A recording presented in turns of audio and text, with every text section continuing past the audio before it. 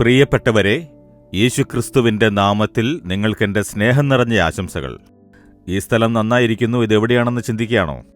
നമ്മുടെ യേശു വിടുവിക്കുന്നു ക്യാമ്പസിനുള്ളിൽ God's in എന്ന പേരിൽ ഇവിടെ വരുന്നവർക്ക് താമസിക്കാനായി ഒരു മനോഹരമായ ധാരാളം മുറികളുള്ള ഹോട്ടൽ പോലുള്ളൊരു കെട്ടിടം ഉണ്ടാക്കിയിരിക്കുന്നു.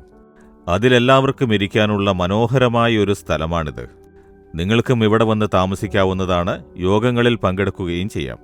ശരി, ഇന്ന് ദൈവം തന്നിരിക്കുന്ന വാക്യം എന്താണെന്ന് വെച്ചാൽ, ലൂക്കോസ് 18 അധ്യായം 27 വാക്യത്തിൽ യേശു ഒരു വാക്യം പറയുന്നു: മനുഷ്യരാൽ അസാധ്യമായത് ദൈവത്താൽ സാധ്യമാകുന്നു. ഇത് വളരെ പ്രയാസമാണ് ദൈവമേ, എന്നാൽ ആർക്കാണ് രക്ഷിക്കപ്പെടാനാവുക എന്നൊരു ചോദ്യം ഉന്നയിച്ചേക്കാം. ചില സമയത്ത് നമ്മുടെ മനസ്സിൽ ചോദ്യങ്ങൾ ഉദിക്കാറുണ്ട്. ഇങ്ങനെയെല്ലാം ഉണ്ടല്ലോ, ഇതൊക്കെ നടക്കുമോ? ഇതൊക്കെ നടക്കുന്ന കാര്യങ്ങളാണോ? ഇതൊന്നും നടക്കില്ല, ഇതൊന്നും നടക്കാൻ ചാൻസ് ഇല്ല എന്ന് നമ്മുടെ മാനുഷിക ബുദ്ധിയിലും മാനുഷിക ബലത്തിലും എന്തെല്ലാം ചെയ്യാനാകുമോ അത് കടന്നുപോയാൽ എല്ലാം തീർന്നു എന്ന് വിചാരിക്കും. അതാണ് യേശു പറഞ്ഞത്, മനുഷ്യരാൽ ഇത് അസാധ്യമാണ്. മനുഷ്യരാൽ സാധിക്കില്ല, ദൈവത്താൽ സാധിക്കും.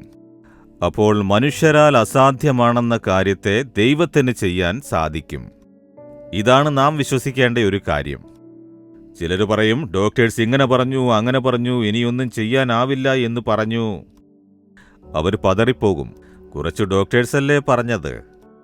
അവർ തങ്ങളുടെ കപ്പാസിറ്റി പ്രകാരം, തങ്ങളുടെ ചികിത്സ പ്രകാരം ഇത്രേ സാധിക്കൂ എന്ന് പറയും. അതെല്ലാം കടന്ന് സൂപ്പർ നാച്ചുറലായി, അമാനുഷികമായി പ്രവർത്തിക്കുന്ന ഒരു ദൈവമുണ്ട്. അദ്ദേഹത്തിന് സാധിക്കും. പിന്നെന്തിനാണ് നിങ്ങൾ പേടിക്കുന്നത്? നിങ്ങൾ എന്തിനു പേടിക്കുന്നു? നിങ്ങളും ഇന്ന് പേടിച്ചുകൊണ്ടിരിക്കുകയാണ്. എല്ലാം ശ്രമിച്ചു, ഒന്നും നടക്കുന്നില്ല എന്ന് പറഞ്ഞ്. ഞാൻ ഒരിക്കൽ അമേരിക്കയിൽ ചെന്നപ്പോൾ ഒരു ഭാര്യയും ഭർത്താവും യുവദമ്പതികൾ വന്നിരുന്നു. വളരെ ശോകത്തോടെയും ദുഃഖത്തോടെയുമാണ് വന്നത്. ഞാൻ അവരോട് സംസാരിച്ചു. അവർ പറഞ്ഞു, വിവാഹം കഴിഞ്ഞിട്ട് കുറേ വർഷങ്ങളായി, കുട്ടികളൊന്നുമില്ല എന്ന് പറഞ്ഞു. അതിനാൽ അവർ വളരെ ദുഃഖത്തോടെയും വിഷമത്തോടെയുമായിരുന്നു. ഞാൻ ചോദിച്ചു, അമേരിക്കയിൽ അതിനുള്ള പല കണ്ടുപിടുത്തങ്ങളും ഒരുപാട് സ്പെഷ്യൽ ഡോക്ടേഴ്സും ഹോസ്പിറ്റലുകളുമെല്ലാം ഉണ്ടല്ലോ.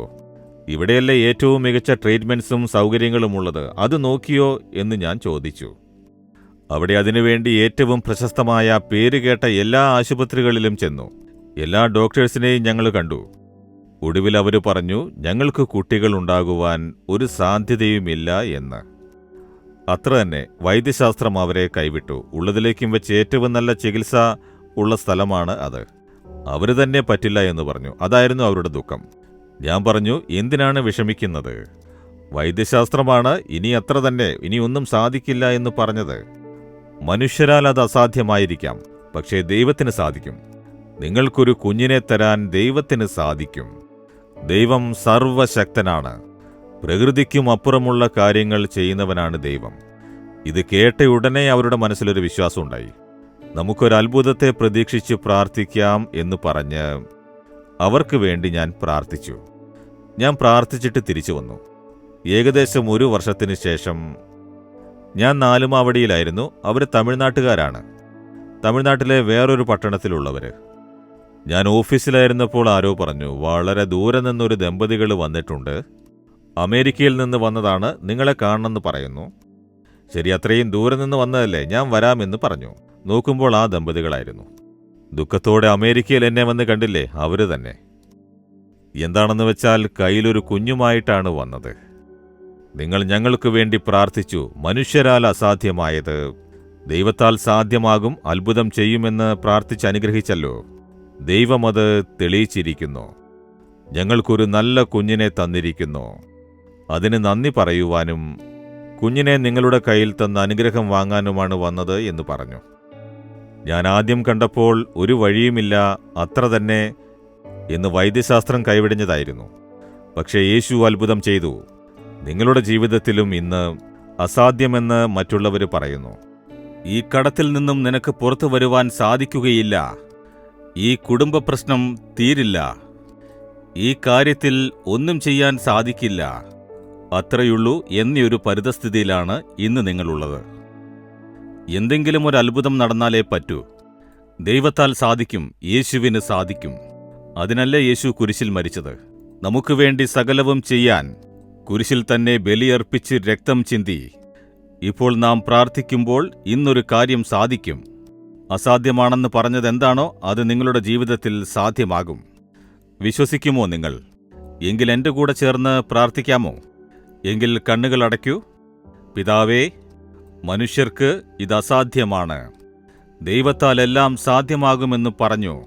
ഈ മകന്, ഈ മകൾക്ക്, ഈ മക്കൾക്ക് ഇനി സാധിക്കില്ല എന്ന് പറഞ്ഞ ഈ കാര്യത്തിൽ ഇന്ന് തന്നെ ഒരു അത്ഭുതം ചെയ്യണമേ.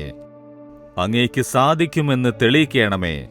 അങ്ങ് അത്ഭുതങ്ങളുടെ ദൈവമാണെന്ന് തെളിയിക്കണമേ. യേശുക്രിസ്തുവിന്റെ നാമത്തിൽ ഒരു അത്ഭുതം നടക്കണമേ.